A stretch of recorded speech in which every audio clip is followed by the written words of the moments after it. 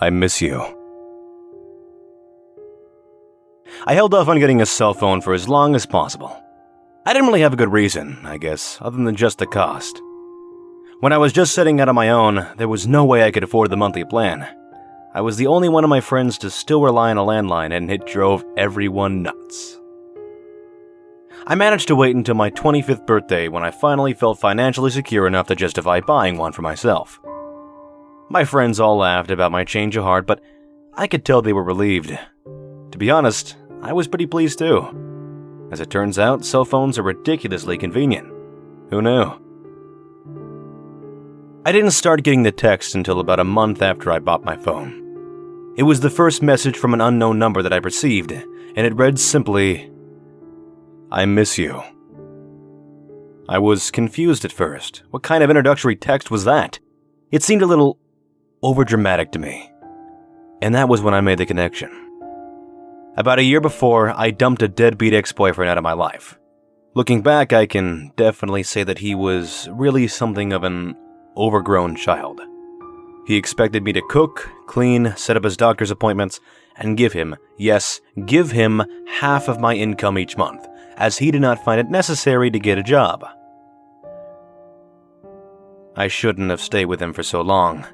Damn those devilish good looks, but once I came to my senses, I kicked him to the curb as all of his previous girlfriends and victims had done before.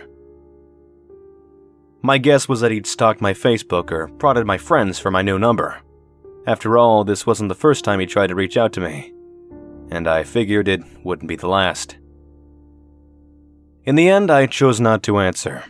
For one, I knew he would just try to manipulate me if I gave him the chance, as per usual. For two, it would give me petty satisfaction to let him feel ignored and unheard.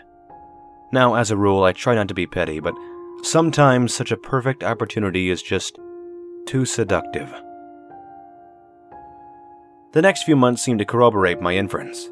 His attacks weren't constant, but were always vague pleas that seemed to indicate that he needed a new host to leech off of and couldn't find one. It was unsurprising that he tried to reach out to me first, as I'd been the most loyal and long-lasting of all of his girlfriends. And the most naive. I was the perfect target. The messages were always in the same vein, and quickly became tiresome. I miss you. I wish I could see you. I thought I saw you in a crowd today, but it turned out to just be a dream. Pathetic. One night, about 8 months since I'd had my phone, I slipped up. I have to admit I'd been drinking. It had started as one beer to help me unwind after work and quickly snowballed into a one-woman party. I was thoroughly smashed when I received a much longer text than usual. I miss you so much. I know you don't read these, but today of all days, I need you to know how much I love you. I'd do anything to see you one more time. Today of all days, I wondered. I tried to wade through the mushy haze of my brain.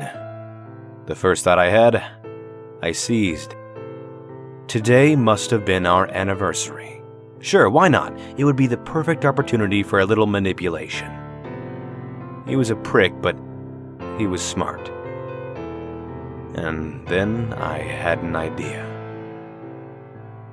He wants to play games, eh? Okay, let's play. But I'm gonna change the rules. I swear my thoughts were slurred. I began to type, and my autocorrect struggled to clarify through my drunkenness. If you want to come see me, then why don't you do it? And then, just for good measure, I let him know that I knew he'd been investigating me. You know where to find me. I sent it, and with that, I changed fate. When I woke up the next morning, I had 13 missed calls. I tried to remember through the throbbing of my skull just what bullshit I'd done the night before. I groaned when my texting history answered my question. Well, at least I hadn't answered the phone, I thought. I silently prayed that he wouldn't message or call again, but I feared that I'd merely succeeded in egging him on. To my great relief, he stopped messaging me. For a week or so, my phone was blissfully free of his assaults.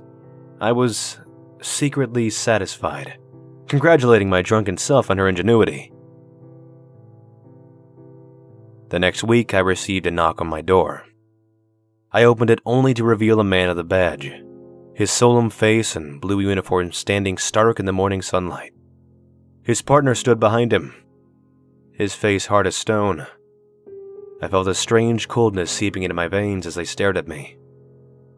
Good morning, officers. Is something wrong? I asked. With very little introduction, they invited themselves inside. I let them in, not sure what they were looking for, but positive they wouldn't find it. I figured they made a mistake, and was even more surprised when they began firing questions. Do you know anyone by the name of Silence Madison? I was stumped, completely puzzled. I can't say I do. Why? We found a series of texts to you on her phone. We found only one reply from you. The younger officer pulled out a printout of the text that I had been receiving, along with my one drunken reply. Reality started to dawn on me as the older officer asked, Did you receive these messages? Yeah, I answered. I added quickly, but they were coming from an unknown number. I thought they were from an ex-boyfriend. And that's why you sent that reply? I was sweating nervously. Oh, yeah, I thought it would make him stop. I couldn't stop running my mouth. I was a little drunk, so maybe it wasn't the best decision. The younger officer stepped outside as the older one sighed. There seems to have been a rather unfortunate accident. What do you mean? He took a deep breath and opened his mouth. Silence had a very rough first year of college. Classes were hard, she didn't quite fit in, her life was a mess of stress and papers. And just when she thought it couldn't get any worse, her best friend since childhood, Raquel Wagner, died in a car wreck. The death was instant, but Silence's pain was not. She'd withdrawn into herself as the semester went on.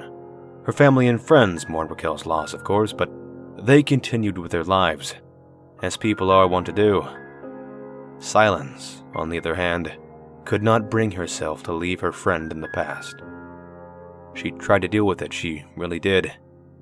She looked for outlets, she tried to put on a happy face when she went into class, but she sank slowly into a darkness that felt inescapable. And when that darkness was truly thick, suffocating, insufferable, she'd text Raquel's old number. A useless gesture, but sometimes it would bring her comfort. And on the anniversary of Raquel's death, when she was at her lowest, she finally got a response. If you want to come see me, then why don't you do it? You know where to find me. She tried calling, but she didn't even reach the voicemail, because I had never set it up. So she'd done the only logical thing she could. She'd reach for the box cutter she'd swipe from her work, and open her veins to the possibility of infinity. I made a terrible mistake that night. A mistake that ended the life of someone desperately struggling just above the surface. Her father forgave me, but no matter how many times I apologized, her mother had nothing but hatred for me. I understood that. To her, I had been the final push to kill her daughter. The police told me over and over that Silence herself had ended her own life. I was not to blame, but inside me, the seeds of guilt spread far across my heart, growing like weeds that I just couldn't uproot. It was a long and hard year. I managed to get back on my feet and continue on with my life, although Silence's death hung over me like a shadow. No matter what I did, I just couldn't forget her, no matter how far away the incident seemed. Yesterday was her anniversary. I tried my best to get through the day, pretending that I'd never heard the name and never heard that story. It was going well until about 10 that night when I received a text. A text from a number I'd been trying desperately to forget for the entirety of the last year. Thank you.